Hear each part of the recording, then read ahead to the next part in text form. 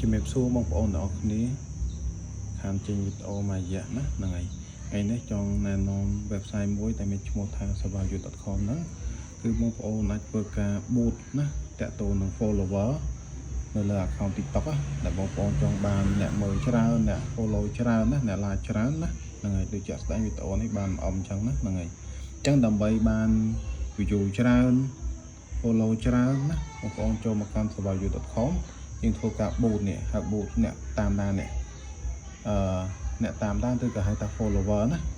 ឲ្យបាន 1k 2k 3k សាច់ទៅចិត្តបងប្អូននេះហើយយើងធ្វើការ boot ហ្នឹងគឺអត់ធ្លាក់ follower មកវិញណាហ្នឹងហើយអញ្ចឹងខ្ញុំណែនាំទៅកាន់website មួយណាគឺ survival.com ហ្នឹងហើយ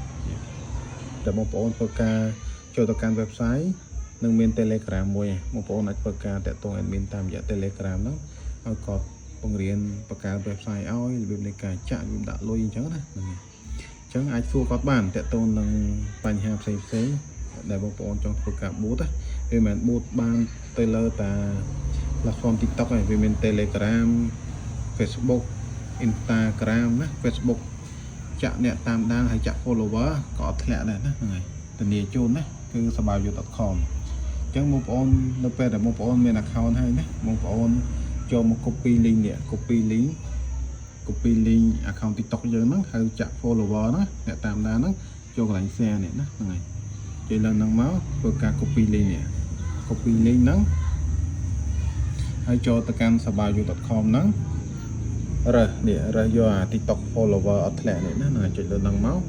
វាមានកាតេហ្គរីច្រើនណាមានកាតេហ្គរីច្រើនអញ្ចឹងអស់មករហូតដល់មានអា TikTok follower ណាហើយយើងយកសេវាកម្មលើគេហ្នឹងមកតម្លៃតែ$3.92 សេនទេ 1k follower ហើយអត់ធ្លាក់ណាហ្នឹងហើយធានាអត់ធ្លាក់មកវិញយើងធ្វើការ pass link កន្លែងហ្នឹងមក link account ហ្នឹងយើងចាក់អ្នកតាមដានណាយើង pass link យើងដាក់ចំនួនមកហ្នឹងហើយយើងចង់ដាក់ 1k សេលេខ103ណាហ្នឹងហើយអញ្ចឹងវាគិតថ្លៃលើហ្នឹងឲ្យនេះ$3ជាងណាចាក់អត់ធ្លាក់មកវិញ